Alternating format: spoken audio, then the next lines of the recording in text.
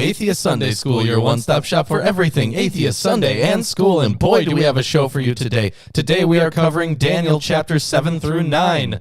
The penultimate episode of Daniel. Yeah, it is.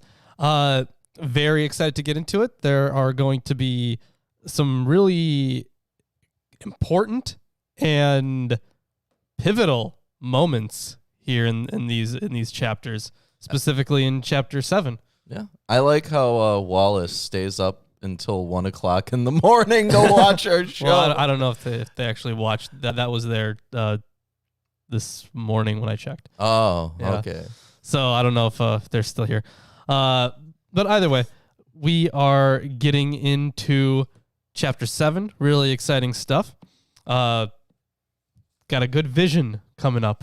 Wow, that's so abnormal for the Bible. Yeah, right. Visions in the Bible? Who knew? Never happened. No, never. If any of you weren't watching on Friday, we covered the additions to Daniel. Yeah, there was some good stuff in there. You know, Bel and the Dragon, Susanna. That was that story was a little bit uncomfortable. And the prayer of Azariah was horrible to read through. Well, it's more entertaining when you get the image in your head of 3 guys who are saying this in unison while they're burning in a furnace. True. No, they stopped burning, right? Right. Well, it didn't say that they stopped burning. It said, like, at the end of the prayer that they were saved, right? Well, when this angel. No, yeah. No, I think it was at the beginning of it when it said that the angel, moved everything away, right? Well, first the fire expanded, and then later on the fire got put out by dew. Yeah, it did get put out. So eventually, they were still on fire, man. I'm telling you, they were protected by the Leidenfrost effect. That must have been it. Yeah. Or they were soaked in water or something, and then every time they got the fire hotter, it just made it evaporate faster and reinforced the Leidenfrost effect. So the fact that it was hotter saved their lives. The thing is, they would have to keep getting the water on them, or just have enough. Also, yes. But you know what? God made it snow. Divine intervention. The end. Yeah. Easy. Or they have all these 3rd-degree burns that they didn't tell us about. We don't talk about that. Yes, you see, none of them were visible, but they were 3rd-degree burns. Yeah. They were in incredible pain. They're You really just couldn't stoic men. tell. Very, very good at their It was really ability to impressive they were able to pray that whole time. negate pain when discussing things. Yeah. So I have the King James version of the Bible. I have the English Standard Version of the Bible. We also have the Hebrew Bible, a translation with commentary by Robert Alter. We have Erdman's commentary on the Bible, as well as the Hermenia commentary and translation from J.J. Collins, one of the leading scholars in Jewish apocalypticism. And we also have the Holy Scriptures, according to some Jews in 1918, and the New King James. Yeah, so we have quite a lot of versions. We also, if we ever do need it, we have the Septuagint version as well. Yes. It's good stuff. Good stuff. So, without further ado, what do you want to say about chapter 7? All right, so let's get started right here from J.J. Collins. Chapter 7 occupies a pivotal place in the book of Daniel. It is linked with the preceding tales by the fact that it is written in Aramaic and also by the motif of the 4 kingdoms, which we met in chapter 2.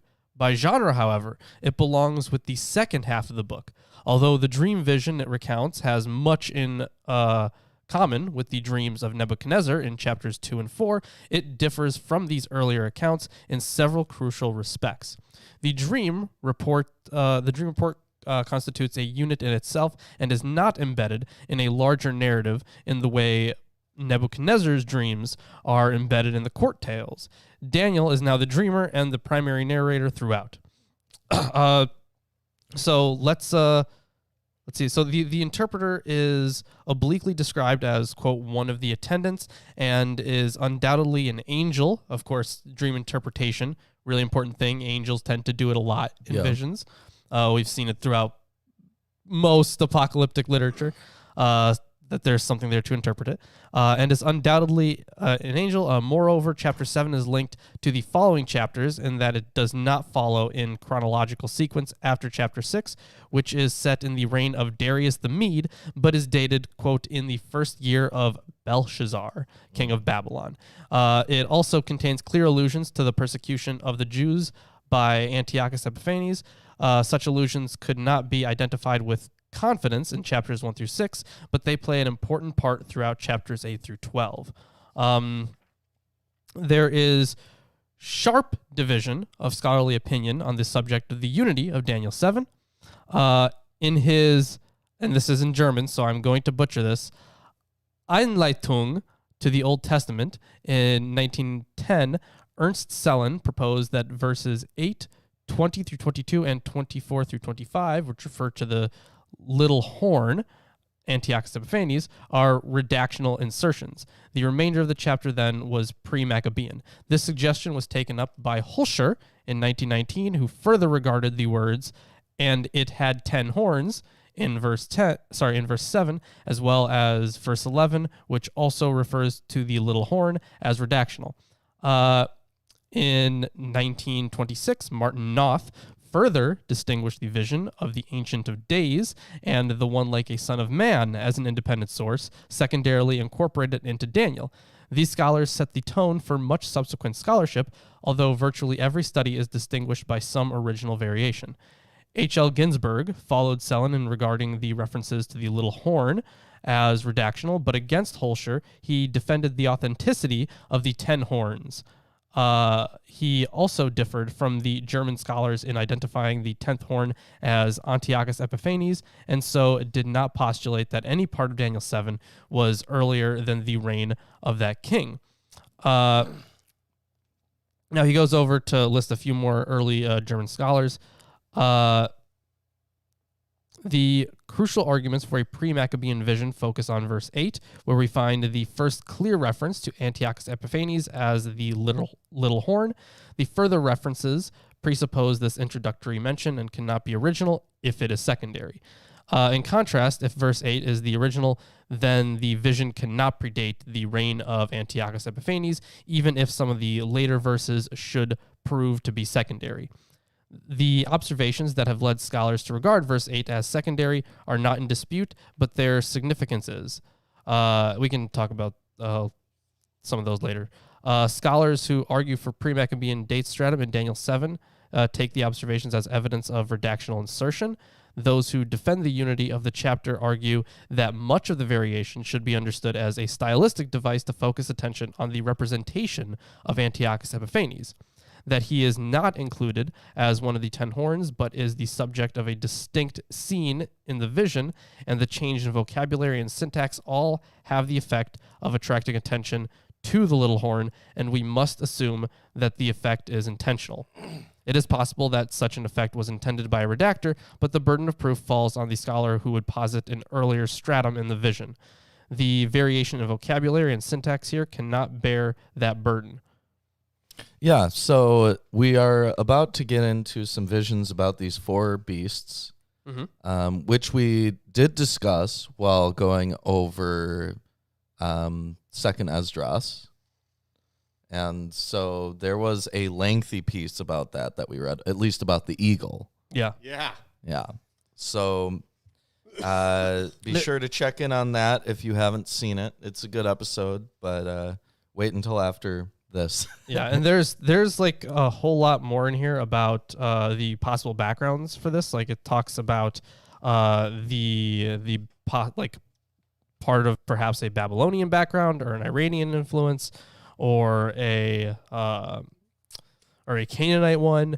It's just there are a lot of different opinions that scholars have had on this chapter specifically, and we're not going to get into all of that. But the prevailing perspective seems to be that there was influence from someone else in the region or other tradition, some kind of writing. And it almost had to be because otherwise these visions would have little weight to them, I guess. Like you had to reference something that the people knew about and could recognize. So the view that the imagery of Daniel 7 is adapted from the mythology of the ancient Near East received its major impetus from the groundbreaking study of Hermann Gunkel in 1895. Gunkel began with the observation that certain features of the vision were not explained in the interpretation. We've read a lot about Gunkel. We have, yeah. I'm sure some of his works are translated. I would hope so. I would also hope so. Nope. Everything is in German because those Germans love German and they're just going to keep it in German. Perhaps we ought to throw some Gunkel on the wish list. Yeah, that'd be a good idea. Gunkel began with the observation that certain features of the vision were not explained in the interpretation. For example, why the beasts rise out of the sea, or why the one like a son of man comes with the clouds of heaven. He further noted that this imagery had traditional associations and pointed to a string of passages in the Hebrew Bible and in post-biblical Jewish texts where monsters from the sea represent kingdoms that are hostile to God. And then he lists a whole bunch of them: Isaiah, Ezekiel, Psalms, everywhere. These passages imply a mythic narrative that is not to be found in the Hebrew Bible, but Gunkel claimed to have found its prototype in the Babylonian creation story, the Enuma Elish. The view that this particular myth forms the background of Daniel 7 is no longer defended, but Gunkel's more general insight that the imagery of the beasts from the sea alludes to a fuller narrative whose prototype must be sought outside the Hebrew Bible has been widely accepted. We've gotten a lot of speculation about the Enuma Elish being related to Daniel materials. Yeah, absolutely. And it would make sense why, it would make sense why it would, right? Because it's set in Babylon and whatnot. Like that bit in Bell and the Dragon. Yep, exactly. It has also met with considerable resistance, however. Before we turn to consider the specific background of Daniel 7, we must give some consideration. He goes into the objections and all this stuff. I think he's probably going to go into it more in the commentary, because this is the part that introduces all the different possible backgrounds for it. So, and that's 10 pages of stuff at least. Well, then why don't we start reading the actual book, and then you can go into the commentary. Sure. Let's do that. All right. And be sure to reference that altar. Oh, absolutely. Don't just leave him buried under there. No, he's going to be right here looking pretty for a while. All right. Chapter 7.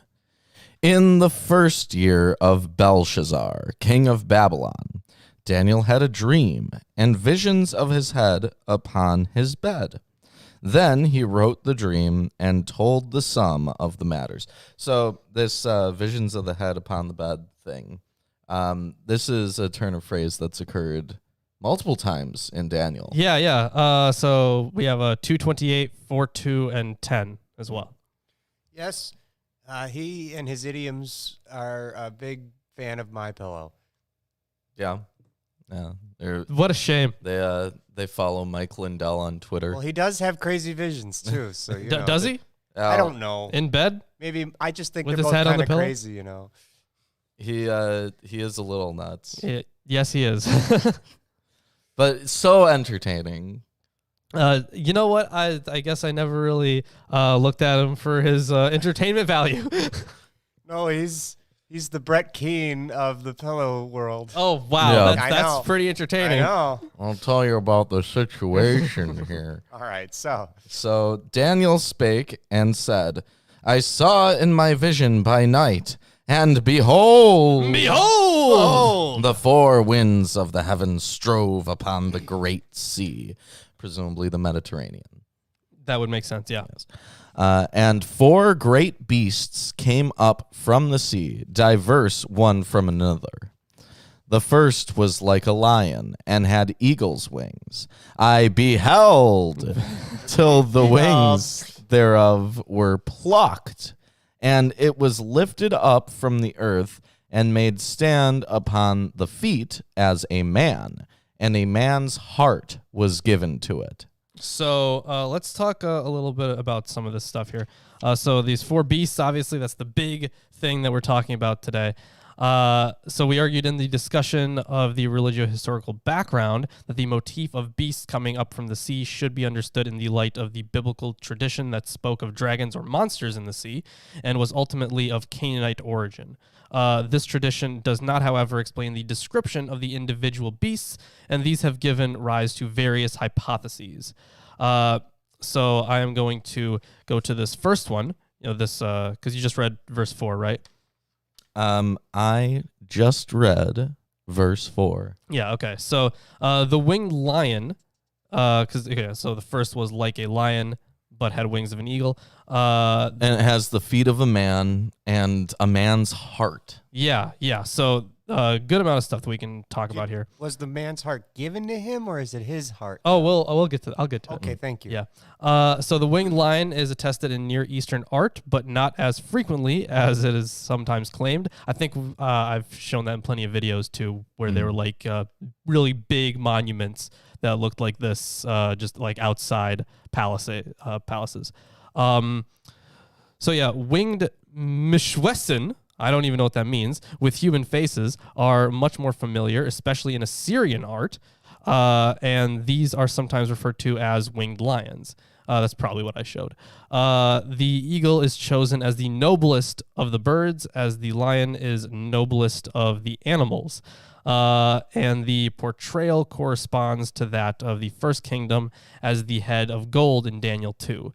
Nebuchadnezzar was compared to a lion in Jeremiah quite a bit, and his armies to an eagle because of their swiftness in Ezekiel as well. So, yeah, it was lifted up from the earth and made to stand on 2 feet. The description changes from that of a winged lion to that of a lion rampant, which is also familiar from Mesopotamian art. One of the gods in the vision of the netherworld is described as an ordinary lion standing on his hind legs. Ginsburg, followed by Hartman and Delella, we've read some of their works, resorts to drastic textual surgery at this point. He would transfer part of the description of the bear, the 3 ribs in its mouth, the command to devour much flesh, to the more specifically carnivorous lion, and would have the bear rather than the lion stand upright. In part, the argument rests on Ginsburg's sense of zoological property, in part on his desire to find precise historical allusions in the vision. There is no textual support for these transpositions, and they are by no means necessary. So also noteworthy is that we have the lion with the eagle's wings here, and its wings get plucked. Now, later on in this chapter, we do hear about a bear, a leopard, and a 10-horned beast, but we do not hear about an eagle here. So perhaps that passage from 2nd Esdras, which talks about the eagle with 3 heads, and that eagle also speaks with this lion, right? Perhaps this is an image that got split in 2 because the lion does have eagle's wings, and its wings get plucked in this verse, whereas in 2nd Esdras, the eagle's like wings and heads and feathers and stuff, they fall off basically. Right. I mean, the obvious thing here is that they've lost power. But I'm not sure on how that would be interesting to look into how this may have developed. So yeah, and what you were talking about, the human heart, right? Yes. So Hippolytus and Jerome saw an allusion to the restoration of Nebuchadnezzar in Daniel 4. The remarkably positive comment on the first beast is presumably influenced by the conversion of Nebuchadnezzar in the earlier chapter. So there's that. All right, I'm going to continue on. Yep. And behold. Behold! Another beast, a second, like to a bear, and it raised up itself on one side, and it had 3 ribs in the mouth of it, besides the teeth of it. And they said thus unto it, Arise, devour much flesh. I thought that was bacon. Yeah, so there's the obvious thing here is this is a very dangerous bear. Yes. And it has ribs in its mouth. Yeah, exactly. Lawrence, duck real quick. It just killed something. Yeah. Or it's just feasting. If you just move to your left, yeah, move to your left. Good job. Yeah, there's the bear. Yeah, there He's was. otherwise being blocked by Ruben when he talks. So nobody could see the bear. Sad. Well, there it was. It's barely visible. Wait. Woo! There you go. Amazing. So yeah, I think the main point here is that it has just destroyed something. So the passage. All right, so I'm going to start with it had 3 ribs in its mouth. Some commentators see here a specific historical reference. Therefore, Hippolytus identified the 3 as the kingdoms of the Assyrians, Babylonians, and Medes. Jerome as the Babylonians, Medes, and Persians.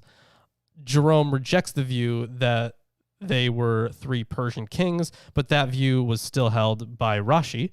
A modern interpretation identifies here the 3 Babylonian kings known to Jewish tradition: Nebuchadnezzar, I forgot this guy's name, Evil Merodach, and Belshazzar.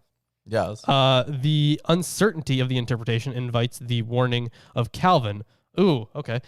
Those who understand 3 definite kingdoms by the 3 ribs seem to refine far too minutely. The passage should instead be taken as a vivid and realistic picture of the animal eating its prey. That's what I figured, yeah. It's a hungry bear. Yeah.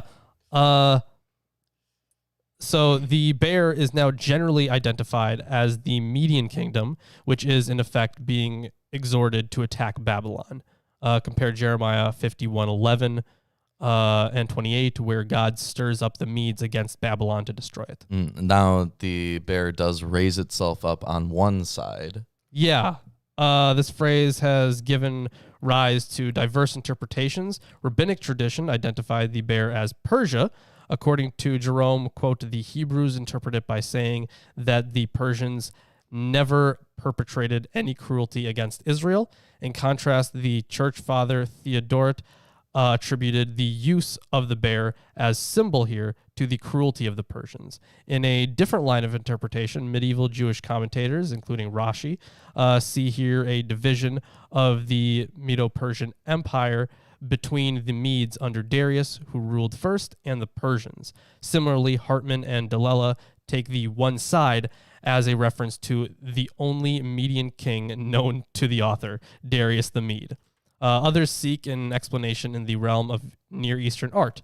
For Noth, the depiction in Daniel 7 is reminiscent of bears pictured standing ready to attack with their front paws raised. Similarly, Montgomery concludes that the animal then is pausing to devour a mouthful before springing again on its prey. After this I beheld, and lo, another like a leopard, which had upon the back of it 4 wings of a fowl.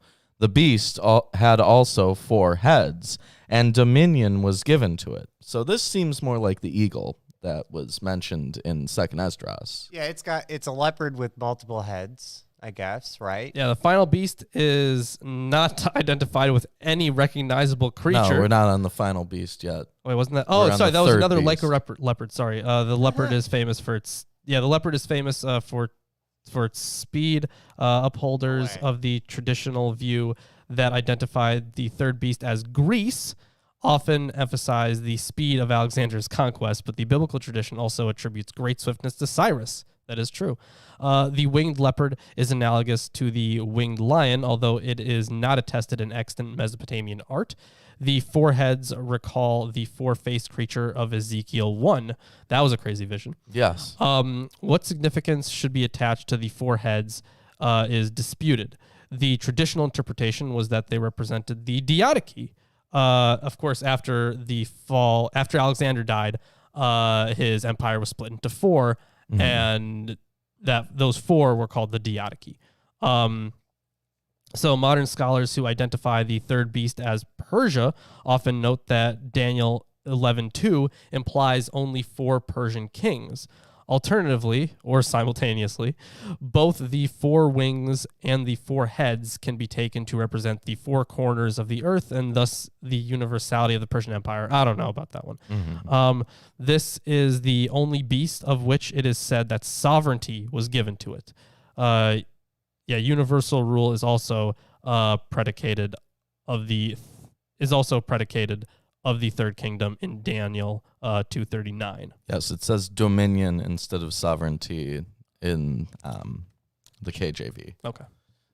After this, I saw in the night visions, and behold, a fourth beast, dreadful and terrible, and strong exceedingly, and it had great iron teeth. It devoured and brake in pieces, and stamped the residue with the feet of it. And it was diverse from all the beasts that were before it, and it had 10 horns. I considered the horns, and behold, there came up among them another little horn, before whom there were 3 of the first horns plucked up by the roots, and behold, in this horn were eyes like the eyes of man, and a mouth speaking great things. So we already have a lot, aside from the beholds, we got a lot of stuff to discuss there. Yeah, it has all these horns and a little horn. Now, 3 horns fall off. It has metal teeth, which probably is indicative of some kind of military power. Its feet stomp things, stomp the residue. So probably Human also eyes. indicative of military power and wide-ranging military power because of the mobility, right? Yeah, let's definitely talk about this thing. So, of course, we can't really identify with anything, and it is sharply differentiated from the other 3. Its destructive behavior is even more emphatically described than that of the bear. It is distinguished by 2 features. First, it has iron teeth. Mention of iron recalls the 4th kingdom of chapter 2, especially the interpretation of Nebuchadnezzar's dream, which says that iron crushes and smashes everything. Second, it has 10 horns. In biblical tradition, horns symbolize power. Of course, I've talked about that one a lot. They symbolize power. Where was I? Compare the 4 horns that scatter Israel and Zechariah. In the animal apocalypse, do you remember the animal apocalypse in Enoch? Yes. Yeah. Horns grow on the lambs, symbolizing the Maccabean revolt, and they are led by a horned sheep. In 1Q, I think these are the Sibylline oracles. I don't know. I'm not actually sure what this is, but it's in Qumran, basically. I'm going to have to look up. Shout out to Enoch. Yeah, of course. As always. The, quote, blessing of the prince of the congregation says, may he make your horns of iron and your hooves of bronze. The 10 horns of the beast in Daniel then represent great strength and violent power. Horned crowns often appear on gods and monsters in Near Eastern art. The horns in Daniel 7 may also have a more specific reference to the Seleucid dynasty.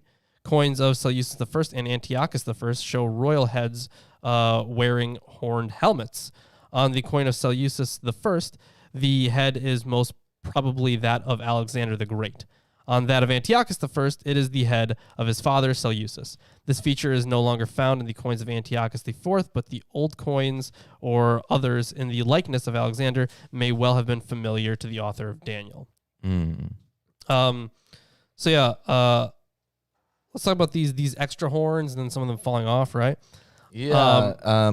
So it says in Eerdmans, initially it has 10 horns, 5 times as many as one would expect. I don't know 5 times as many? where they're getting that. Maybe they just expect it to have 2 horns.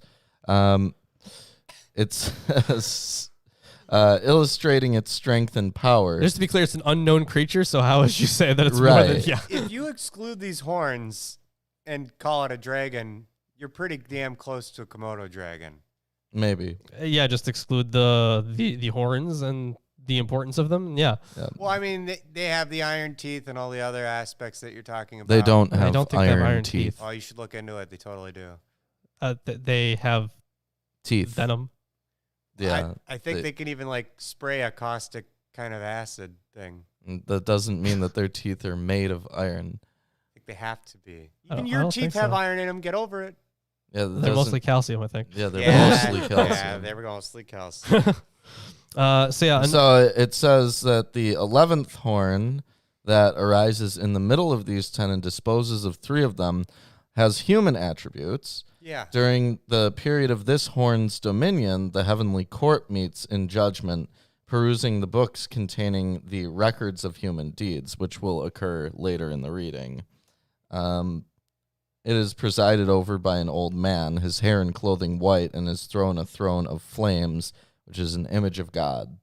Yeah, so it looks like the section about the little horn here would be a reference to Antiochus. Yeah, so as in First Enoch, the visionary sees a horn grow in the course of the vision. That it is not included in the original 10 underlies its difference from the others and corresponds to the comment on Antiochus Epiphanes in 1121, which denies his legitimacy as king.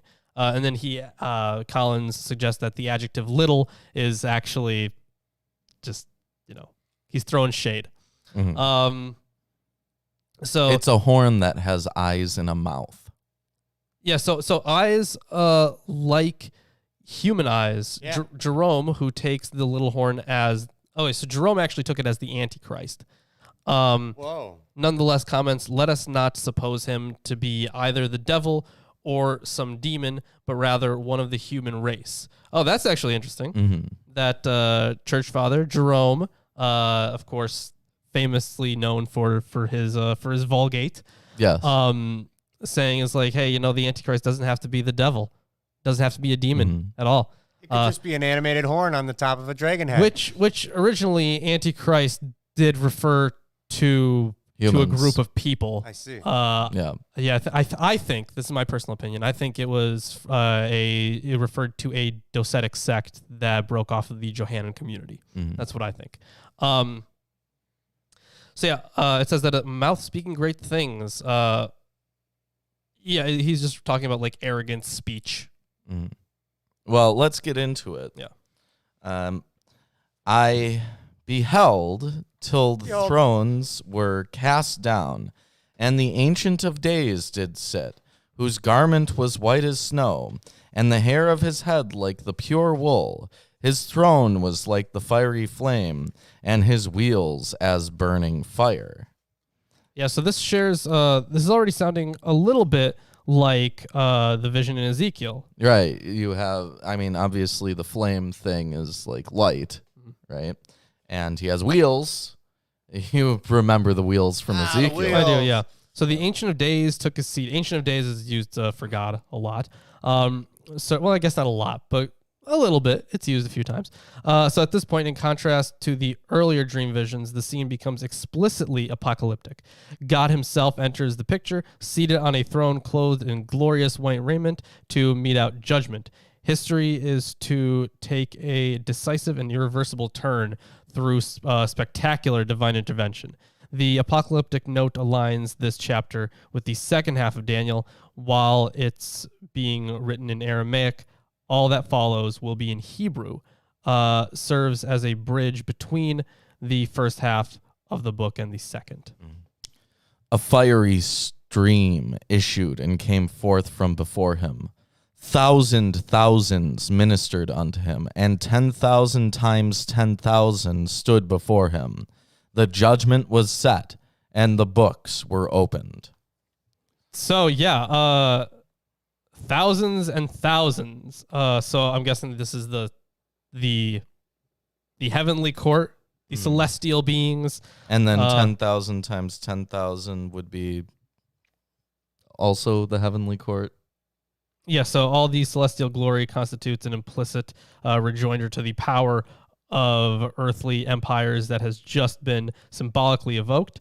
The court of even the greatest emperor is a mean and minuscule thing in comparison with the court of the Ancient of Days. So it's 100 million? It's just like it's I think that's 10. Incomprehensibly large is what they're getting that's into. the point. Yeah. That's the biggest number we've had in the Bible. I'm sure it is. I beheld then, because of the voice of the great words which the horn spake. I beheld even till the beast was slain, and his body destroyed, and given to the burning flame. As concerning the rest of the beasts, they had their dominion taken away, yet their lives were prolonged for a season and time. That's very specific. Like fall and 3 days. Yeah, like winter and time. Yeah. Another instance of that. What verse was that? That was verse 12. Verse 12. Let's see. So H.L. Ginsburg interpreted the survival of the other beasts as recognition of the fact that, quote, right through the Greek age and well into the Roman, there existed residual Median and Persian kingdoms in the shape of the two more or less independent principalities of Atropatian Media, called Atropatene for short, and Persis, and that a Babylonian kingdom could be said to exist briefly from 307 to 301 BCE, when Seleucus I was confined to the east, and from 292 to 261, when a co-regent had authority over Babylonia. Ginsburg also amends verse 4 so that the first beast was taken away or destroyed. This suggestion is exclusively ingenious. It is doubtful whether a Jewish author would have regarded these more or less independent principalities as extensions of the great beast empires. The point of Daniel 7:12 is surely to distinguish the fourth beast from its predecessors. In fact, the descriptions of the first three beasts are not very condemnatory, except for the basic fact that they are represented as beasts. The first is given the heart of a man. The violence of the second is more probably directed against the first, not against God or his people. No actions of the third beast are described. In short, the first three beasts do not merit the same sentence as the fourth, and so they are merely deprived of their sovereignty. All right. I saw in the night visions, and behold, one like the Son of Man came with the clouds of heaven, and came to the Ancient of Days, and they brought him near before him. Ezekiel was around by now. The book Ezekiel. Yeah, absolutely. No, he could be referencing one that looks like a human.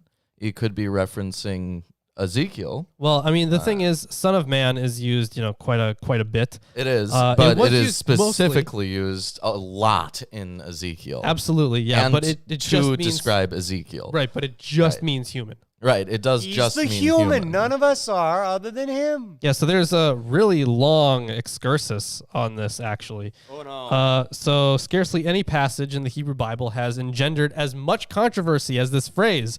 We considered its religio-historical background. The meaning in the context of Daniel's vision must be established in the light of the angel's interpretation, especially in connection with the holy ones of the Most High. There are, however, several sets of considerations that bear on the interpretation of the expression. So he considers here the philological meaning, the kind of symbolism that's involved, the symbolism of human figures in Daniel. This is like pages upon pages, actually, on this section. Damn. Yeah, I'm going to do a thing on this, maybe. Well, yeah, I really wanted to do a video on Daniel, John, and the Son of Man, or just Son of Man theology in general. I really wanted to do something like that, but I'm gonna read, for the sake of brevity, I'm gonna read the part from Alter. So the translation avoids. Okay, so he actually says like one like a human being. The translation avoids like the Son of Man because of its strong and debatable tilt toward a messianic interpretation. If traditional Christian interpreters have understood this as a reference to Christ, some Jewish interpreters have seen it as a collective representation of the Jewish people, which is equally unlikely. Collins, after a thorough and scrupulous survey of all the possible readings, which is in here, which is really, really long, actually. And scrupulous. Yeah. survey of all the possible readings plausibly concludes that the term refers to an angelic being, most likely Michael, descending onto the scene, quote, with the clouds. This would explain the force of like. This figure looks like a human being, but is more than that. Mm-hmm. So it is a divine figure. Yes. Of some sort.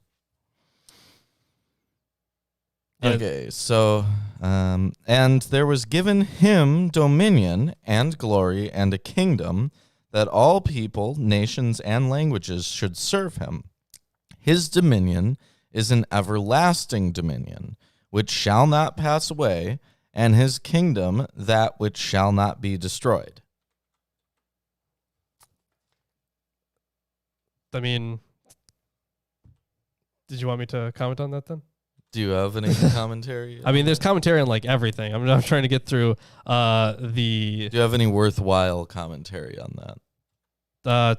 No, not particularly. You know, that does draw, at least insofar as I can tell, some kind of messianic implication, right? It's not like this is just a generic divine being that looks like a man, right? It has It's a really special dominion one, yeah. that crosses against its kingdom. It literally impacts all people and is everlasting. Yeah, I think that was. I think we have definitely read in other in prophetic books that eventually there's going to be this complete rule over the earth and all the people. Yes. And judgment has already been provided here in verse 10. Yeah, the language in this verse echoes earlier verses in Daniel 1 through 6. The sovereignty, glory, and domain recalls the kingdom given to Nebuchadnezzar.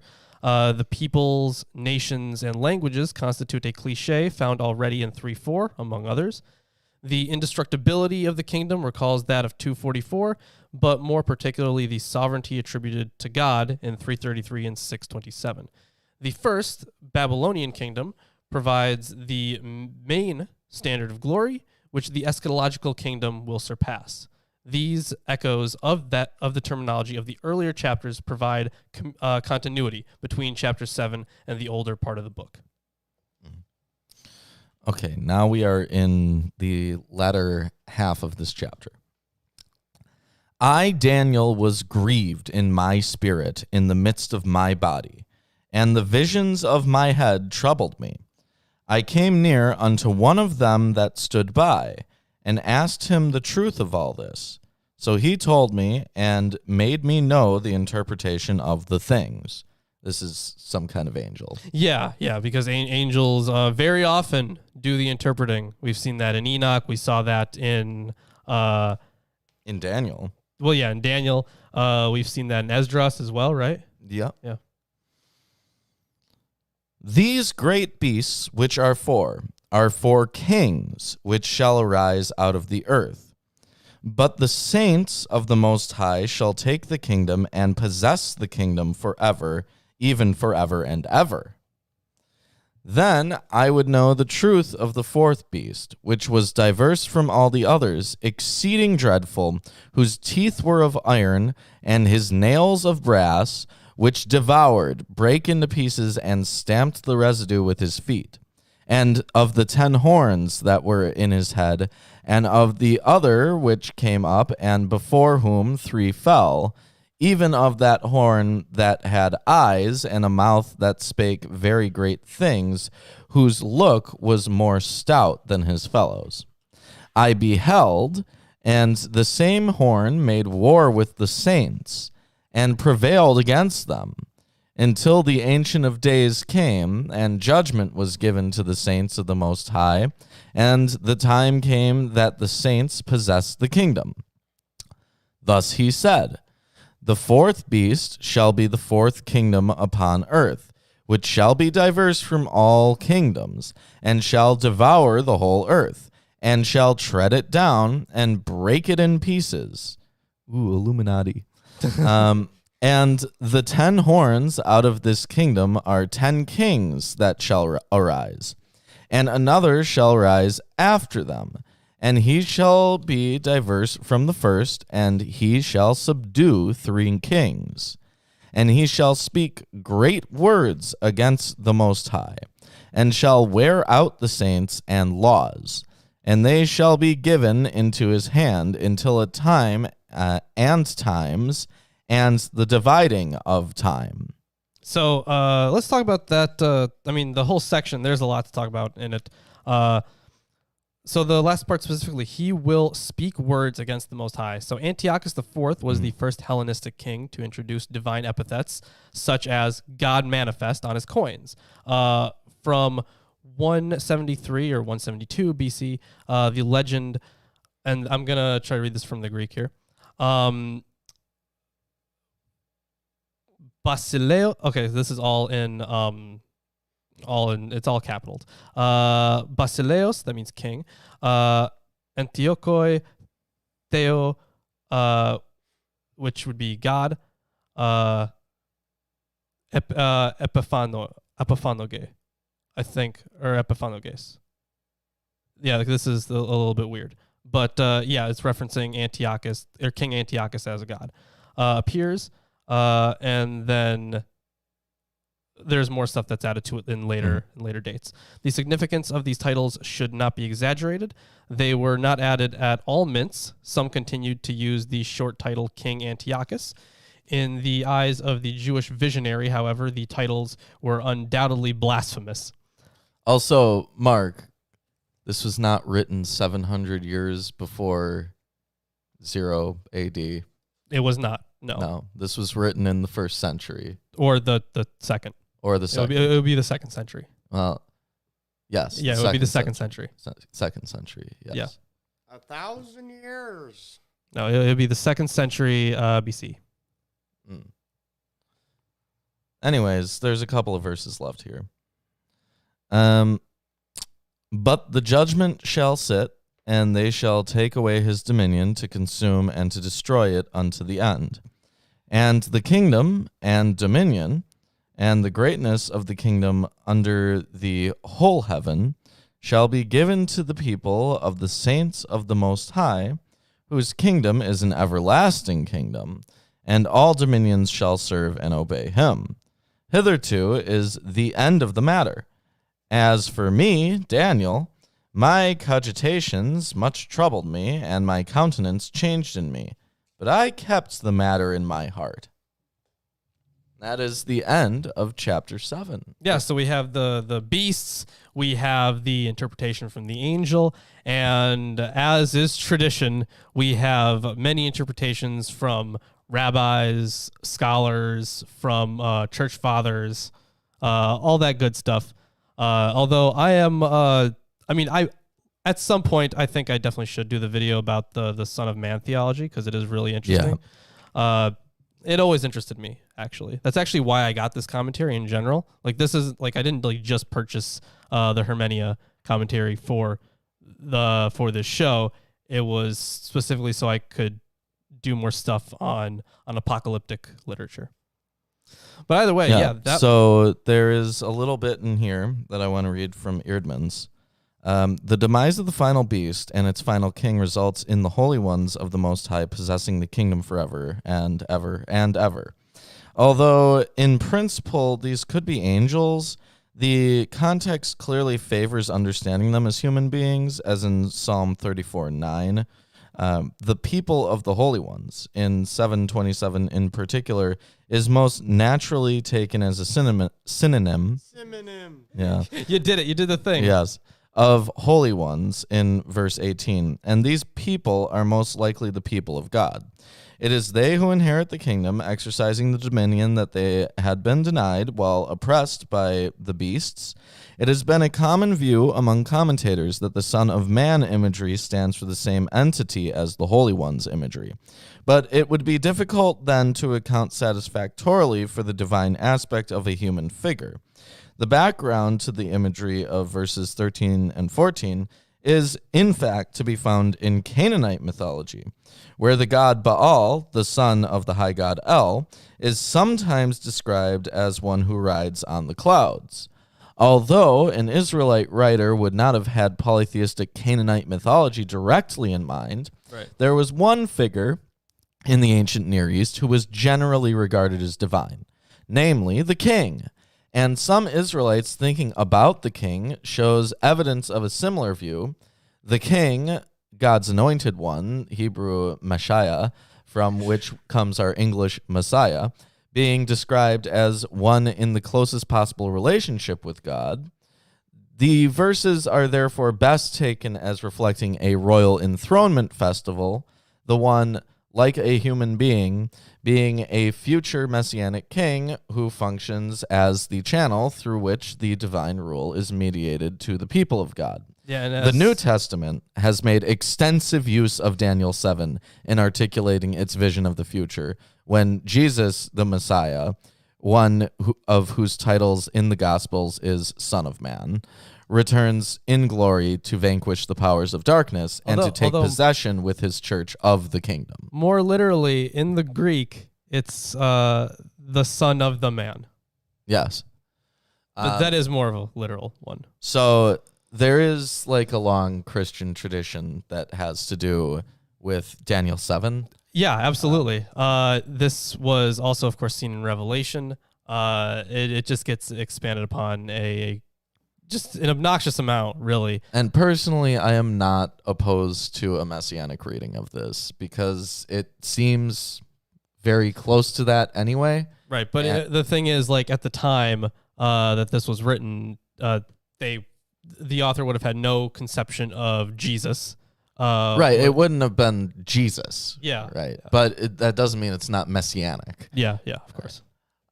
There are, of course, Jews who are still waiting for the Messiah. That is true. But if you enjoyed the stream so far, give it a like, share. Doing the thing. I hear something. Do you? Do you? It's been long enough. Okay. Well. I guess I hear something. Behold, I am your Lord and Savior, Jesus Christ, and I want to let all you heathens and sinners know that I support this wonderful episode of Atheist Sunday School. Lawrence and Reuben try their very best to bring you the true glory of the Bible, and they need your help. They have provided links to their Patreon page and other social media just for you. Once again, my name is Jesus Christ, and this is Milwaukee Atheists. The Lord is with them. God bless. Oh, we are? Now we are. Hey, we're back. Hello, everybody. As you can see, Reuben has once again ascended. It has happened. I guess it's been a little bit since that happened, right? I don't think he ascended last time. No, but now It's been weeks. yeah, he has. Jesus has taken him away, and hopefully, Reuben will come back with Revelation. Well, in the meantime, how about you humor us with some Daniel 8 stuff? Yeah, Daniel 8.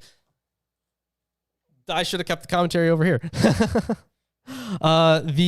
Daniel 8 and the chapters that follow it are written in Hebrew. The transition from the Aramaic is now attested in 4Q Daniel, so the Qumranic Daniel scroll. The imagery of the vision is clearly related to that of chapter 7, but its structure is less complex. It may be, he goes on to outline it here. The unity of the chapter has been questioned at several points. The main passages in dispute are verses 11 through 12 and 13 through 14. In 11 through 12, the subject changes from feminine horn to masculine. That is, the author slips from the allegorical mode. Good job for dropping that. Thus, the author slips from the allegorical mode of the vision and speaks directly of the king. Such a lapse scarcely requires us to posit a second author. Compare the more blatant lapse in Daniel 4:12. I think we noted that, how it changes form. Yeah, and the language here, it switches from Aramaic to Hebrew and will continue in Hebrew until the end of the book. Yeah. Yeah, there we go. So, there you go. So I had a revelation. Oh, did you? Yep. What is this? There was this big beast, and it had 10 horns, and it also had an 11th horn, but we're not counting that in the 10 horns. Okay. Yep. And then it had 3 horns that went missing. So it had 8 horns, and that's all I can say about it. Wow, that sounds really similar to another vision I've heard of. Oh, really? Yeah. No way. Yeah, I think it was in like a movie somewhere. Yeah, probably. That sounds like where you would have heard of Yeah, that. in a movie, obviously, that specific vision that you described, yes. Yeah. But thank you for the revelation. We will consider it.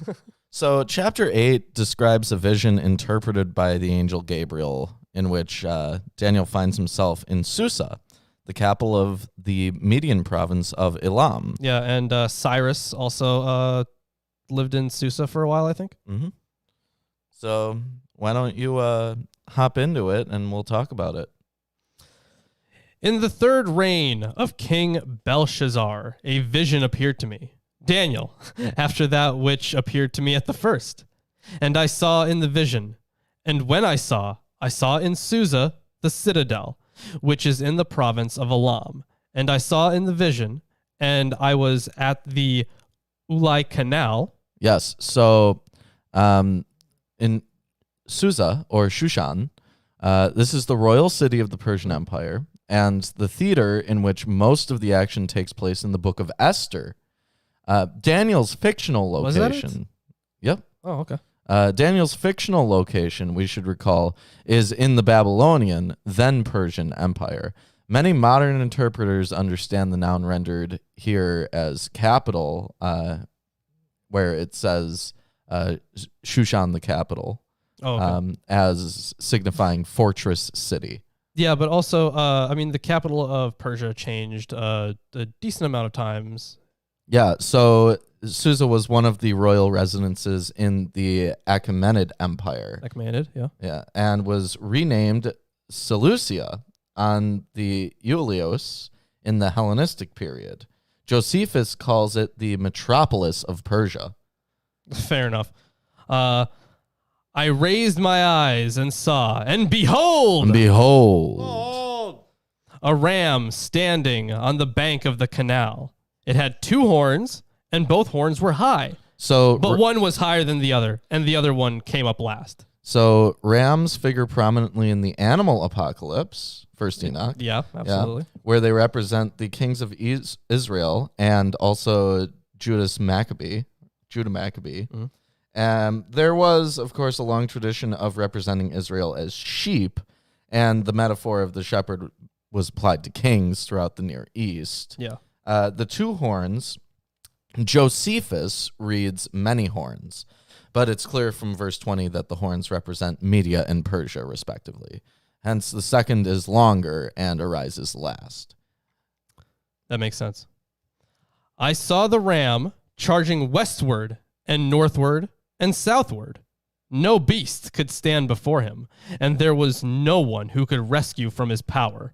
He did as he pleased and became great. So there is one ancient version that supplies all 4 cardinal directions. Okay. Oh. Yeah. I remember in, I forgot which prophetic book this was. Was it in Jeremiah or was it in a one that we haven't gotten to yet? I forget which one it was, but it may have been in Jeremiah where no,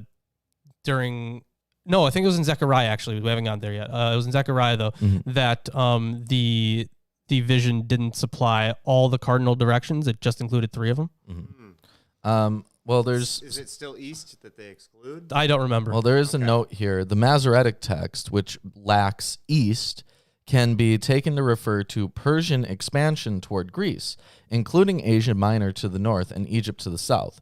But Persian expansion toward the east would then be left out of account. Contrast Esther 1:1, which gives the extent of the empire as from India to Ethiopia. The more probable text, attested in Papyrus 967 and 4Q Dan, had a more comprehensive view of the Persian Empire, or simply meant to indicate that the ram was attacking in all directions. So, yeah. As I was considering, behold! Oh. A male goat came from the west across the face of the whole earth without touching the ground. This is Greece. So without, okay, is there anything It about... invaded the Near East from the west. Okay. And not touching the ground. It's unnecessary to assume that this makes the he-goat a winged beast. Well, sure. The obvious indication is of the breathtaking swiftness of Alexander's conquest. Okay. That would... it would fit. But also, compare Isaiah 41:3, where it's said of Cyrus that he will not tread a path with his feet, and also the emphasis on the speed of the Chaldeans in Habakkuk 1:6-8. Yeah, that's an interesting way to put that, because like if it did have wings, I would just think that they would put wings because they had a whole bunch of winged stuff earlier on. So you would think that if it had wings, they would say it. So I mean, I guess swiftness makes sense. Yeah. And the goat had a conspicuous horn between his eyes. Yeah, the Hebrew collocation keren chazut is peculiar, and Hebrew usage will become still stranger as the vision proceeds. Most interpreters understand the second term to reflect a verbal root that means to see, thus indicating something like highly visible. It is on the assumption that the present translation uses jutting, saying a jutting horn, but this is somewhat conjectural. So there is some textual difficulty about this. You can also compare the horn that grows on the sheep in 1 Enoch 90, verse 9. Which, you can really tell when this apocalyptic stuff really started to take off. Yeah. He came to the ram with the two horns, which I had seen standing on the bank of the canal, and he ran at him in his powerful wrath. I saw him come close to the ram, and he was enraged against him, and struck the ram, and broke his two horns. And the ram had no power to stand before him, but he cast him down to the ground and trampled on him, and there was no one who could rescue the ram from his power. So yeah, this is definitely sounding like the Persians are coming in and destroying things. Just easy takeover. Which is, as far as ancient wars go, yeah, I guess the Persians were really good. Well, here, Hermenia takes this as the great horn being a reference to Alexander. And if you continue reading through the next sentence... I probably have my directions wrong, because I was thinking that the horn, or this new one was coming from... from the west. Yeah, the he-goat comes from the west. From the west. Sorry, that would be that would be Alexander. Yeah, my bad. I thought it was from the east. And if you keep reading on through the verse. Okay. So there was no one that could rescue the ram from his power. Then the goat became exceedingly great, but when he was strong, the great horn was broken, and instead of it, there came up four conspicuous horns toward the four winds of heaven. Yeah, so this is a reference to Alexander's death and the diadochi. Yes. So it's interesting that and instead of it, there came up four conspicuous horns toward the four winds of heaven. So that is an interesting way to describe that, toward the four winds of heaven. Is there any commentary on... about toward the four winds of heaven? I would think that just means it's in different directions, right? I guess that would make sense. All in different parts. They all have their sections. Yeah, there isn't a specific thing I suppose here, that would make sense. But it does say in Eerdman's commentary that it's been correlated with the four kingdoms into which the Greek Empire was ultimately divided after Alexander's death. It is unclear in the Hebrew that they are intended as Greek kingdoms at all. Hebrew, and unclear also whether they have dominion successively or contemporaneously, which is really all that it says about that. I guess it's unclear from the text, right? But they were at the same time. Out of one of them came a little horn, which grew exceedingly great toward the south, toward the east, and toward the glorious land. Of course, Israel, I'm guessing. It grew great, even to the host of heaven, and some of the host and some of the stars it threw down to the ground and trampled on them. Yeah, so that's a pretty OP kingdom right there. yeah, and it is aiming at Jerusalem. Yeah, that would be the glorious land. Yeah. So that's how powerful it was. Impressive. It became great, even as great as the prince of the host. And the regular burnt offering was taken away from him, and the place of his sanctuary was overthrown.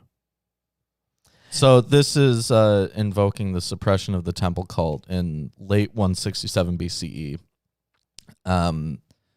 There's a bit in Altar here where he talks about this being a violation of the temple cult by Antiochus, which was understood as an assault on God. Yeah. You remember Maccabees? Yes. Yeah, good stuff.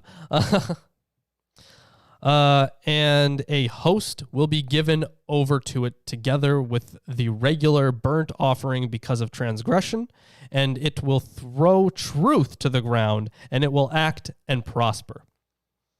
So I'm going to add on to this a little here.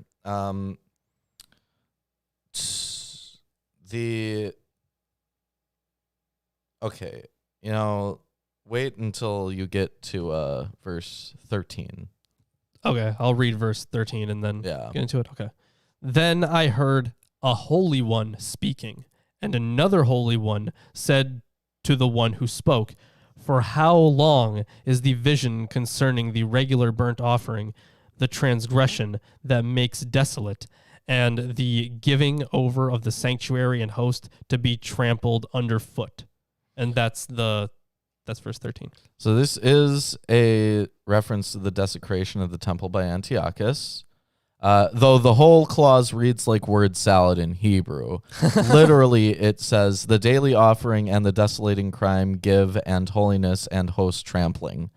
So Fair enough. That's pretty. That happens a lot in ancient languages.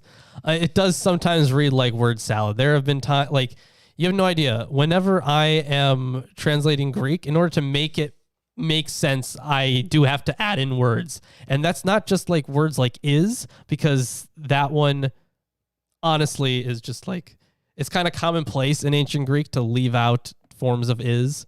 Mm-hmm. But there are there are like plenty of other words that I have to add in to make it make sense. Like it's nuts. Yeah. Also, it talks about Antiochus IV in Eerdmans here, and it does state the Hebrew of the whole phrase includes pesha shomem. Its choice may owe something to the events of 167 BC, when the Greek king Antiochus IV erected in the Jerusalem temple an image of and an altar to the Greek god Zeus, known to the Syrians as Baal Shamem. Pesha Shomem is probably a wordplay on this divine name, which means God of heaven. So that's interesting. Eh? All right, I will continue reading, but thank you. I actually skipped a verse. And he said to me, for 2,300 evenings and mornings, the reference really is weird. to the total number of sacrifices that would be omitted. Okay, yeah, so that's for how long? Yeah, for 2,300 evenings and mornings. Then the sanctuary shall be restored to its rightful state. And this number is mistaken. It occurs in Greek and Latin versions. 1,150 days is slightly less than the 3.5 years of 725, which may be due to the fact that chapter 8 was written somewhat later, and some of the predetermined time was assumed to have elapsed. It's still more than the 3 years that elapsed before the purification of the temple, according to First Maccabees. The prediction then cannot be after the fact and must have been composed before the actual rededication of the temple. So interesting. Yep. When I, Daniel, had seen the vision, I sought to understand it, and behold! Great time to take a drink. Yeah. There stood before me one having the appearance of a man, and I heard a man's voice between the banks of the Ulai, and it called, Gabriel, make this man understand the vision. So he came near where I stood, and when he came, I was frightened and fell on my face. So That's this is admiration. This is something that helps us date the text because Gabriel. I'll finish the verse. Yeah, Gabriel. Well, it's only late, in generally late periods, that angels are given names directly. So it helps us know that it's Falling on later. your face was the style at the time too. So It was the style at the time. Good indicator of that. But finish the verse, and I'll go into some of this a little more. Yeah, I was frightened and he fell on my face, but he said to me, understand, O son of man, that the vision is for the time of the end. So, in the midst of the Ulai, in 12:6, an angel is likewise above the rivers, the waters of the river. Jerome adds a note here that the Jews assert that the man who directed Gabriel to make Daniel understand this vision was Michael. This identification is not attached to the verse in any extant rabbinical writing, but there is a tradition that the first Holy One in 8:13 is Michael. The voice in verse 16 is attributed to God in Genesis Rabbah 27:1. Now, Gabriel, in the context, the name involves a play on the word for man, Gavor, in verse 15. The name is usually understood as man of God, but is better taken as God is my hero / warrior. Gabriel here and in 9:21 and Michael are the only angels mentioned by name in the Hebrew Bible. Both are attested in the Enochic Book of the Watchers, 9:1, in the oldest extant list of 4 archangels with Sariel and Raphael, and also in the list of 7 archangels in 1 Enoch 20. I remember that. Yep. Yeah. In the last passage, Gabriel is in charge of paradise. In 1 Enoch 10:9, Gabriel's instructed to proceed against the bastards and the fornicators. He is also a warrior in Daniel 10. He acts as a revealer here and in 9:21, and has a similar role in infancy narratives in Luke 1:19 and 26. He is sometimes given precedence over Michael in magical texts. Ooh. According to rabbinic tradition, the names of the angels were brought back from Babylon. The names themselves were mostly compounded with El, and are, however, West Semitic, Hebrew or Canaanite in origin. That is good. That is interesting to know. Yeah. And in the Qumran scrolls, the meaning of end is attested, but most often the reference is to a period of time. Of course. We have one of those again. Period of time. We have a parallel in Habakkuk which talks about an appointed time. And yeah, it is what it is. And when he had spoken to me, I fell into a deep sleep with my face to the ground. But he touched me and made me stand up. He said, Behold, Behold. I will make known to you what shall be at the latter end of the indignation, for it refers to the appointed time of the end. As for the ram that you saw with the 2 horns, these are the kings of Media and Persia. And the goat is the king of Greece. And the great horn between his eyes is the first king. Alexander the Great. Okay, that would make sense then. As for the horn that was broken, in place of which 4 others arose, 4 kingdoms shall arise from his nation, but not with his power. And at the latter end of their kingdom, when the transgressors have reached their limit, a king of bold face, one who understands riddles, shall arise. One who understands riddles. What an interesting way to describe somebody. A king. This is a reference to Antiochus being impudent, but also exercising a certain cunning or shrewdness. I'm going to look in Yeah, to see if there's more on see him. if there's On his more. maybe he was really good at riddles.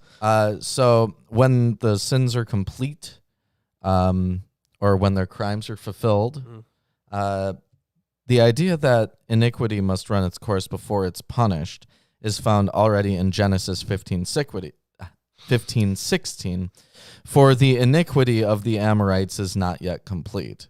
According to 2 Maccabees 6:14, in the case of other nations, the Lord waits patiently to punish them until they have reached the full measure of their sins, but he does not deal in this way with us in order that he may not take vengeance on us afterward when our sins have reached their height.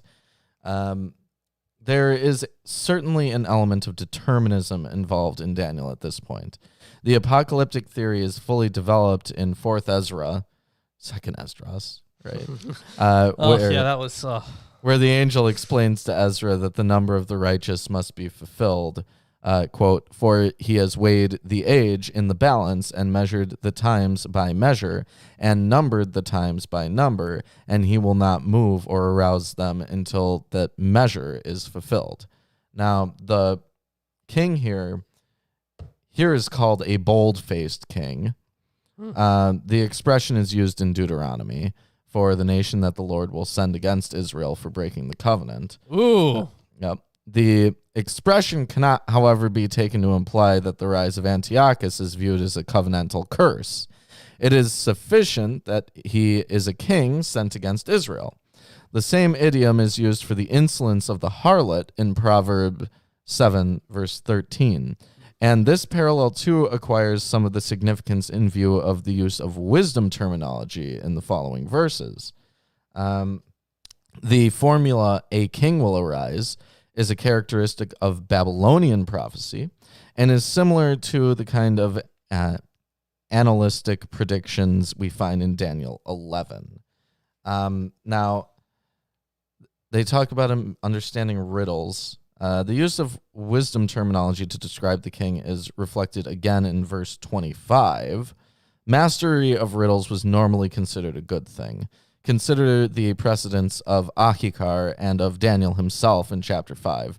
Such wisdom was a traditional attribute of monarchy, or at least of royal propaganda, all over the ancient Near East. Solomon provides the obvious illustration. In the case of Antiochus Epiphanes, however, wisdom is judged hubristic. The paradigm of Ezekiel 28 is apposite here. The king of Tyre is wiser than Daniel and has acquired wealth by his wisdom. Yet, because he considers himself wise as a god, he will be destroyed. The hubris of the king emerges clearly in Daniel 8:24 through 25. So, why don't you continue? His power shall be great, but not by his own power, and he shall cause fearful destruction, and shall succeed in what he does, and destroy mighty men and the people who are the saints. By his cunning he shall make deceit prosper under his hand, and in his own mind he shall become great. Without warning he shall destroy many, and he shall even rise up against the prince of princes, and he shall be broken, but by no human hand. He will go down, but it will be divine. So when it talks about unawareness, Antiochus did take Jerusalem in a surprise attack. Yeah, and then, of course, the riddle stuff starting to make sense, where he's talking about, his cunning, his deceit. I guess pretty clever. Yeah. The vision of the evenings and the mornings that have been told is true, but seal up the vision, for it refers to many days from now. So, now hold on to that for later. Sealing up of visions. Yes, this reminds me of 2nd Esdras. Yeah. But Alter says it is doubtful that this text or any other in Daniel was hidden as esoteric doctrine in its own time. But one must remember that this prophecy is purportedly revealed to Daniel back in the Persian period in the 3rd year of the reign of Belshazzar. Now, here, who's this? Collins? Yeah. Collins says that it's implied that the vision has been written down. The classic parallel is found in 4th Ezra, Yeah. where Ezra is told to make public the 24 books that you wrote first and let the worthy and unworthy read them, but keep the 70 that were written last in order to give them to the wise among your people. From such passages as these has come the notion that apocalyptic literature was esoteric, in the sense that it was secret literature, not intended to be made public. Although there is some basis for this view in the case of the Essenes, it is not justified in the case of Daniel, and probably not in the case of 4th Ezra either. Rather, the sealing of the book here and in Daniel 12:4 is necessitated by the convention of pseudepigraphy. Daniel supposedly received his vision in the Babylonian period, but it remains unknown until the time of Antiochus Epiphanes. The secrecy of the book for the intervening period is declared after the fact. Similarly, the visions of Enoch are not for this generation, but for a distant generation which will come, 1 Enoch 1:2. There is no doubt, however, that Daniel's revelations were to be made public in the time of persecution, which was the time when they were actually composed. This is apparent from the role of some terminology. Yeah, this is how ancient authors, added a lot of weight to what they were saying. They were like, "This is obvious. This is written by an important figure of the past, so you should listen to that." Mm-hmm. Also, in the New Testament, Apocalypse, the visionary is told, "Do not seal up the words of the prophecy of this book, for the time is near." Revelations 22:10. The difference lies in the fact that Revelation is not pseudepigraphic, but this does not bespeak a difference in the function of the book. Both apocalypses were meant to be made public in their own generation. So it is true that Revelation is not pseudepigrapha, although we don't exactly know who the author is. That's why it's just John of Patmos. Mm-hmm. But a lot of people do think that it's like John the Apostle. I don't, but a lot of people do think that. So John of Patmos is fine. We're just gonna go with John of Patmos. So why don't you finish the chapter and I'll add on a little bit more here. All right, sounds good to me. And I, Daniel, was overcome and lay sick for some days. Then I rose and went about the king's business, and I was appalled by the vision and did not understand it. So Daniel returns to his responsibilities as a high-ranking royal bureaucrat. Just to be clear here, so Gabriel was told to interpret this vision, and the vision. So the vision was interpreted. Because at the beginning of the section, Daniel is like, and I sought to understand it. Then there's like, hey, Gabriel, make this man understand it. And then he wakes up and he's like, I don't understand it. Right. Now, Ginsburg does find a contradiction between the statement that Daniel did not understand and what he takes to be the obvious intention of the previous verse that he should understand but not broadcast it. The point is surely that although Daniel has heard the interpretation, it does not make sense to him, as well it should not, since it supposedly refers to events and people in the distant future. Compare Daniel 12:5, I heard but did not understand. Now, let's talk a little bit about this chapter overall before we get into the next chapter. It says here, although Daniel 8 is not explicitly said to be a dream in the Hebrew text, it conforms to the pattern of the symbolic dream vision as we have found in chapter 7. The vision is followed by an interpretation and framed by an indication of the circumstances at the beginning and a concluding statement about the visionary's reactions at the end. The influence of Daniel 7 is patent, especially in the symbolism of the little horn and the mention of the holy ones. And 8:1 refers back explicitly to the earlier vision. The form of the Hebrew vision is simpler than that of the Aramaic, since there is no second clarificatory vision, and interpretation such as we find in chapter 7. The style is also different. Chapter 8 does not use chains of synonymous terms in the manner of chapter 7, but tends to juxtapose brief clauses. Yet Daniel 8 is unmistakably a companion piece to chapter 7 and shares the same symbolic world. Whether or not it was written by the same person is part of a coherent whole. Whether or not it's written by the same person, it is part of a coherent whole with the earlier chapter. Yeah, this is a theme that happens a lot in apocalyptic literature, where it's just it has a bunch of different ways of describing the same thing. For example, in Revelation, you have this series of visions, but they're all just different ways of saying the same thing. I think we got in Ezekiel too, right? I think it was Ezekiel. I could be mistaken. But you had, some visions, but they were all saying the same thing, and they were like, one after another. I think, don't quote me on that, because I could very easily be misremembering. Maybe I am just thinking of Revelation. Either way, that is the end of chapter 8. Yeah, if you're enjoying the stream, give us a like, comment, subscribe, share it with your friends, families, neighbors, invading kings, visionaries. Oh, yeah, those invading kings, they're definitely going to want to hear about this one. Yeah, why wouldn't they? So now we get into the final chapter of the day. Chapter 9. Chapter 9. It is distinguished from the rest of the book of Daniel by two features. First, another biblical text serves explicitly as point of departure for the revelation. Jeremiah's famous prophecy of the 70 years, which is reinterpreted here by the angel Gabriel. Second, more than half the chapter is occupied by a lengthy prayer.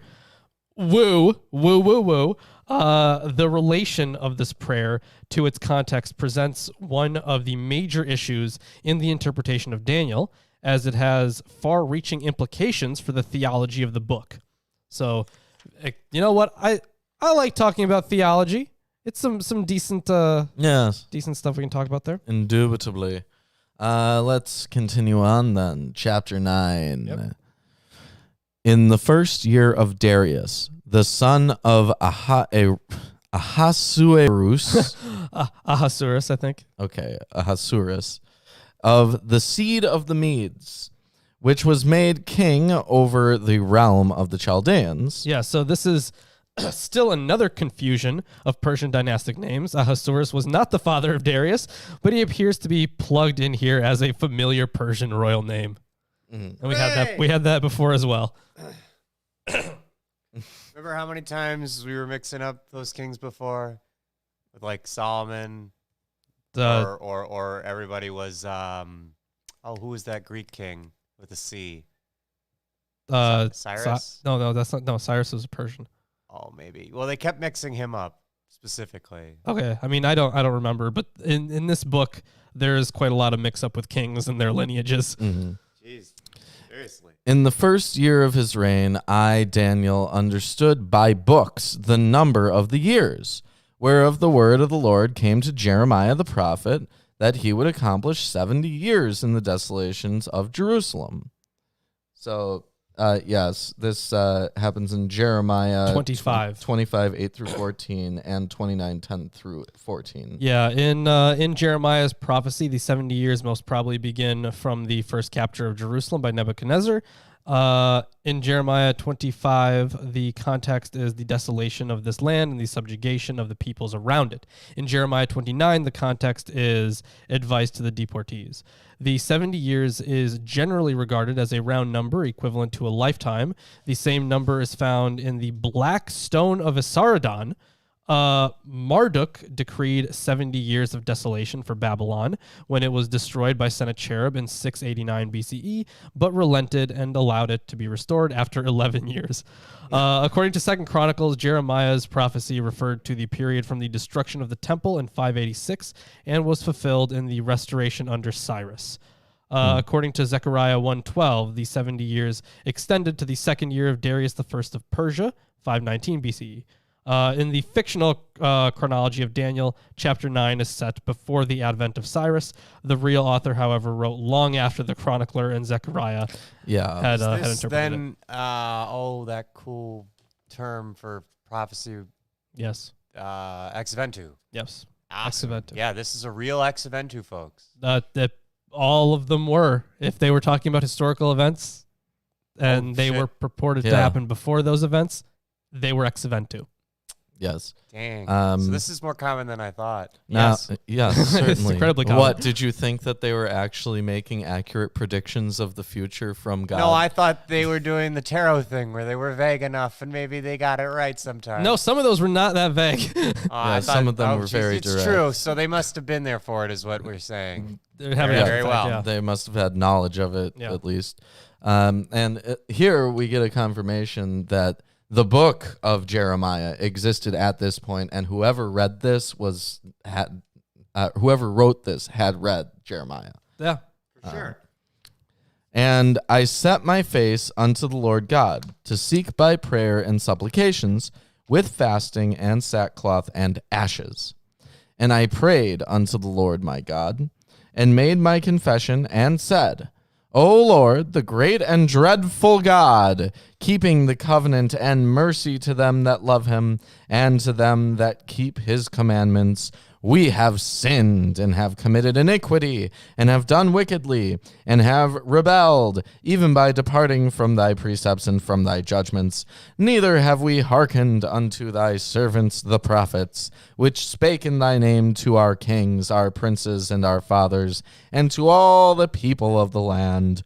O Lord, righteousness belongeth unto thee, but unto us confusion of faces, as at this day, to the men of Judah, and to the inhabitants of Jerusalem, and unto all Israel that are near, and that are far off, through all the countries whither thou hast driven them, because of their trespass that they have trespassed against thee. O Lord, to us belongeth confusion of face, to our kings, to our princes, and to our fathers, because we have sinned against thee. To the Lord our God belong mercies and forgiveness, though we have rebelled against him. Neither have we obeyed the voice of the Lord our God to walk in his laws, which he set before us by his servants, the prophets. Yea, all Israel have transgressed thy law, even by departing, that they might not obey thy voice. Therefore the curse is poured upon us, and the oath that is written in the law of Moses, the servant of God, because we have sinned against him. Presumably this is in Deuteronomy, the curse. Yeah, so the curse, which exact verse was that? Sorry. That was verse 11. They talk about the curse being poured on us and the oath that is written in the law of Moses. Yeah, so obviously Deuteronomy 28 is one of those, but it also references Nehemiah as well. The oath of the curse is also in Numbers 5:21. But yes, it is. It would be a reference to. So Leviticus 26 as well. Yeah. But yeah, the Deuteronomy 28, that was nuts to read. Yeah. But yeah, talk about curses. Those are curses. Talk about Judeo-Christian morality. That is certainly it was pretty bad, guys. Yes. It was pretty bad. And he hath confirmed his words, which he spake against us and against our judges that judged us, by bringing upon us a great evil. For under the whole heaven hath not been done as hath been done upon Jerusalem. As it is written in the law of Moses, all this evil is come upon us.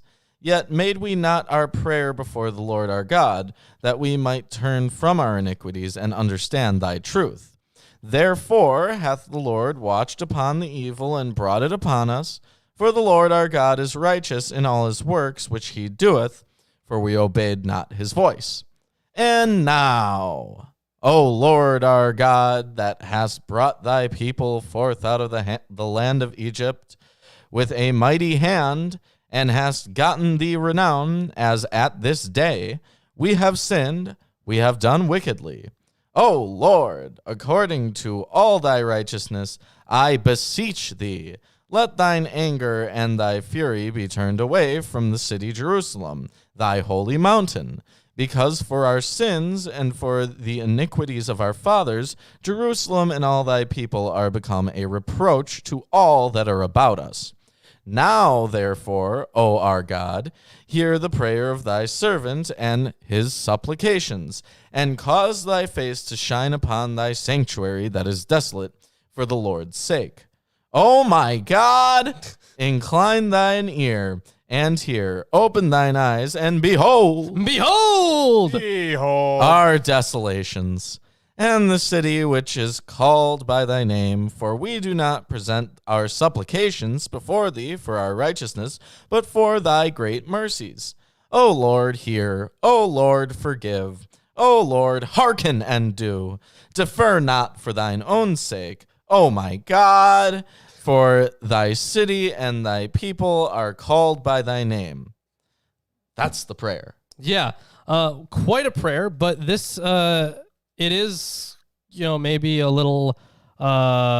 It comes off as a lot stronger than a lot of other prayers and lamentations, or pleading for mercy, like all that kind of stuff. We've seen it before. Happened a lot throughout the entire Bible, but especially, of course, Psalms. And this shares a lot of the themes, but it seems to pull a lot more from other biblical texts. So you have, of course, a reference to Moses being the servant of God. You have the curse and the oath. You have, with a mighty hand. Like all this stuff is, there seems to be a lot more biblical references. Yes. So, Tons of biblical references, but still it has the same sentiment as It does. many of the other prayers that are offered that have the exact same meaning. I mean, Yeah. come on. it's like, we are in a time of distress. I know we done goofed, but please stop. Yes. Please make it stop. So let's continue with some more stuff here. And while I was speaking, this is verse 20. Yep.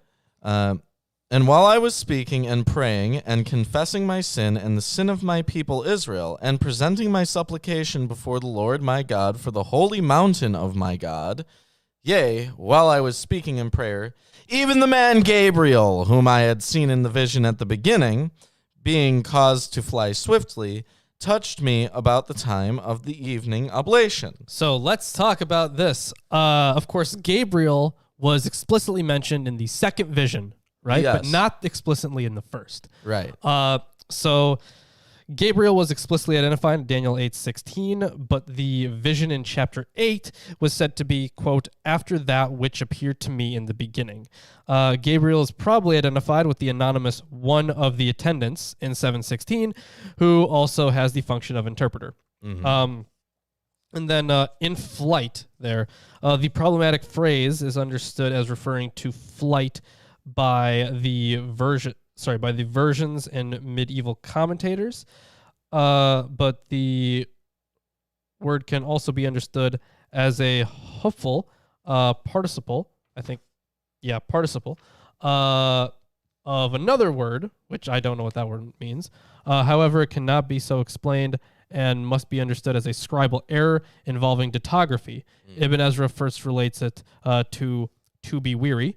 Charles, probably R.H. Charles, judges this to be the only admissible derivation, being sore wearied, but adds that, quote, the sense is inappropriate as applied to an angel and must be applied to Daniel, when I was wearied. While we should not be too hasty in deciding what is appropriate to an angel, that makes sense, it seems better to follow the versions here. If this understanding of the text is correct, the notion of a flying angel may be novel here. In the Hebrew Bible, we find winged seraphim, cherubim, and living creatures, but angels who appear as messengers and interpreters are not so equipped. Apart from Daniel, the earliest attestation of flying angels is in the similitudes of Enoch. So, yeah. There's Shouts that. out to Enoch today. Yeah. Well, you can't be surprised. It's apocalyptic literature. Yeah. I guess I'm not. I'm not at all. No. So Gabriel flies in, basically. Yeah, Gabriel. And then Gabriel flew in. Yeah. And he informed me and talked with me and said, "O Daniel, I am now come forth to give thee skill and understanding." Isn't that what they got punished for in Enoch? It is, Come on. yeah. As long as it's not Well, forbidden skill with exactly. metalworking. Exactly. I guess. At the beginning of thy supplications, the commandment came forth, and I am come to show thee, for thou art greatly beloved. You know, he did. Okay, so it seems then that his so since this first explanation failed, Daniel didn't understand. It seems now it's like, okay, I'm back to tell you again. Yeah. Which we'll try this one more time. Therefore, understand the matter and consider the vision. 70 weeks are determined upon thy people and upon thy holy city to finish the transgression and to make an end of sins and to make reconciliation for iniquity and to bring in everlasting righteousness and to seal up the vision and prophecy and to anoint the most holy. Yeah, so of course the 70 weeks, although the Hebrew just says weeks, it is to be understood as weeks of years. Mm-hmm. Of course, classic stuff, but this is taken as 70 weeks of years or 490 years. All right. Daniel evidently rejected the chronicler's view that Jeremiah's prophecy was fulfilled by the restoration in the Persian period. The angel's explanation departs from the plain sense of the text. A number of considerations contributed to the reinterpretation. The influence of the sabbatical theology of Leviticus 25 through 26 has been widely noted. According to Leviticus 25, a jubilee, or 7 weeks of years, 49 years, was the maximum period that land could be alienated from its ancestral heirs, or that a person could be kept in indentured slavery. Already in 2 Chronicles 36, Jeremiah's prophecy is interpreted in the light of Leviticus. Quote, to fulfill the word of the Lord by the mouth of Jeremiah until the land had enjoyed its Sabbaths. All the days that it lay desolate, it kept Sabbath, to fulfill 70 years. Know therefore and understand. But Daniel 9 extends the duration of the desolation to 70 weeks of years, or 10 jubilees. Know therefore and understand that from the going forth of the commandment to restore and to build Jerusalem unto the Messiah, the Prince, shall be 7 weeks, and 62 weeks. The street shall be built again, and the wall, even in troublous times. So now we have an explicit reference to the Messiah. I don't know if you have anything there about the time frame that's laid out. Yeah, so which verse exactly? Sorry. That was verse 25. Okay, so yeah, the Anointed Prince. So this is probably Antiochus Epiphanes. One should remember that anointed in biblical Hebrew is the equivalent of crowned and does not necessarily imply divinely sanctioned status. So that would explain the next verse as well. Yes. And after 62 weeks shall Messiah be cut off, but not for himself. And the people of the prince that shall come shall destroy the city and the sanctuary. And the end thereof shall be with a flood. And unto the end of the war desolations are determined. A flood? Didn't God say that he wouldn't ever do that again? Do that specific thing? Well, he said he wouldn't flood the whole world. Oh, okay. But just flooding part of the world is A-okay. That's fine. Great. I don't have that translation. What? For verse 26? And the end thereof shall be with a flood, and unto the end of the war desolations are determined. But his end shall come in a sudden rush until the end of the decreed war, desolation. So, I mean, they are literally different, but they have a similar vibe. Yeah. It just means quickly. Yes. And he shall confirm the covenant with many for 1 week. And in the midst of the week he shall cause the sacrifice and the oblation to cease, and for the overspreading of abominations he shall make it desolate, even until the consummation, and that determined shall be poured upon the desolate. And that is the end of chapter 9. And we had a lot today, guys. But you know what? I think it was pretty good. Yeah, so next week we'll be finishing Daniel. Yeah, we will be. This, of course, the texts that we covered today have been some of the most important texts in Christian tradition, especially. Good old classic Son of Man theology. You got prophecies that have been interpreted 20 million times. Another awesome vision. Yeah, it I'm was really liking the biblical visions. They're cool. Yeah, aren't they? I think so too. So after Daniel, we enter into Hosea, which is also 12 chapters long. And just so I'm being accurate here. It is shorter, I believe, though. Yeah. Yeah, because some of them are just really, really short. Now, we're going to read a lot of short ones, but then later on, Zechariah is 14 chapters long. Yeah, that's right. We got Zechariah. That's still the kind of longish one. Yeah, but we are getting very, very, very close to the end of the Old Testament. Yeah, how exciting is that? Pretty exciting. So exciting. Yeah, I can already tell. Chris is just like, oh wow, yeah. Anything other than this Old Testament crap that we've dealt with for 202 episodes. Yes, please. That is quite a long time to be. We've been referencing things and like preparing for New Testament for years now. Yeah, that is accurate. Yeah. So on Friday, we're going to be starting Baruch. Is that what we decided on? Yeah, because first Baruch is it has the letter of Jeremiah. At the end, that's right. so- That's right. Yeah. And we'll be doing in like 2 episodes, right? So we'll be starting Baruch and finishing Baruch the week afterwards. That would make sense.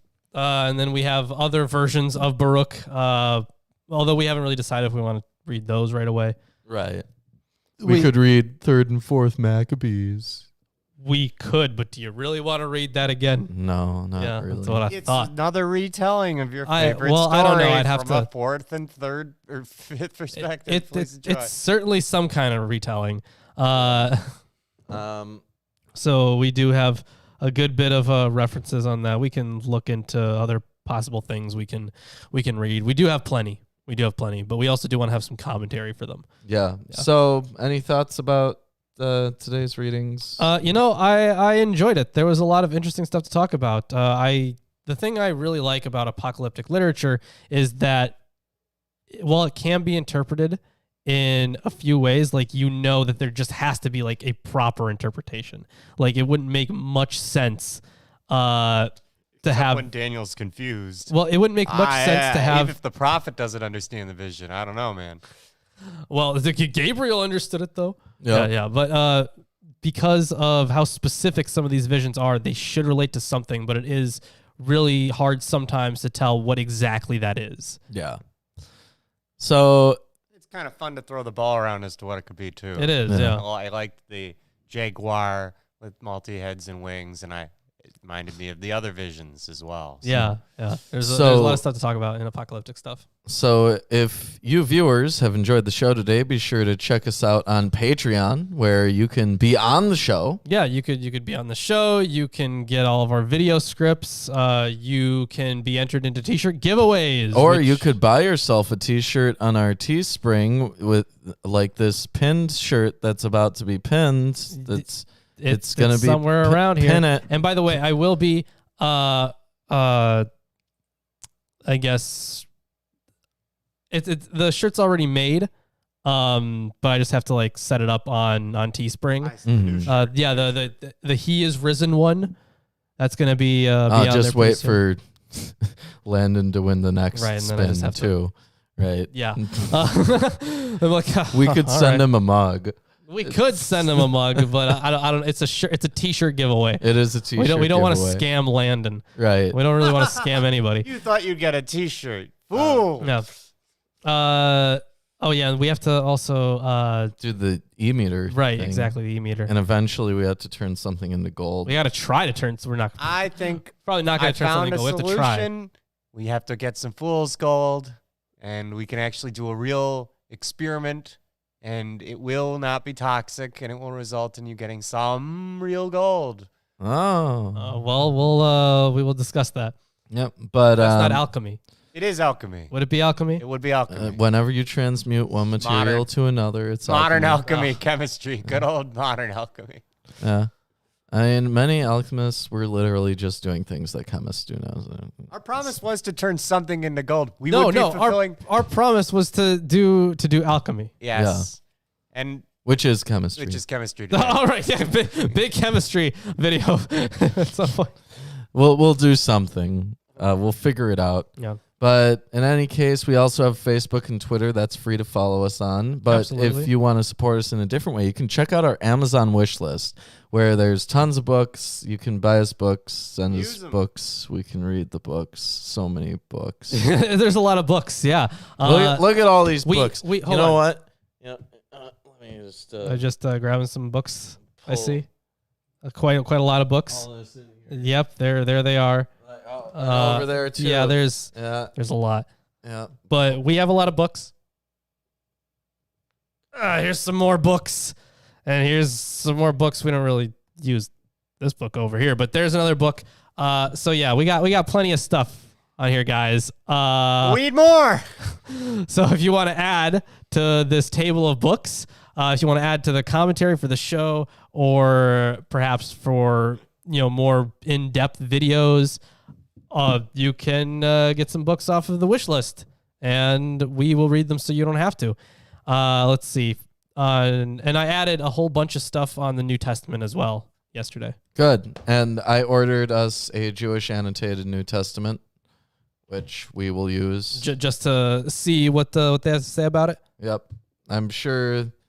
But you did say that it was from Amy Jill Levine and Mark Bretler, right? Yes. Yeah, they're great, by the way. I'm Good. currently reading through one of their books. I think it's the book that I'm currently reading is Jesus with and without the Bible. Not with and without the Bible. I think it's with and without the Old Testament, or with and God, what was it? Or sorry. Oh my God, I'm an idiot. The Bible with and without Jesus. I am so stupid that I'm forgetting that. Wow. I was like, none of these names are making any fucking sense. Wow.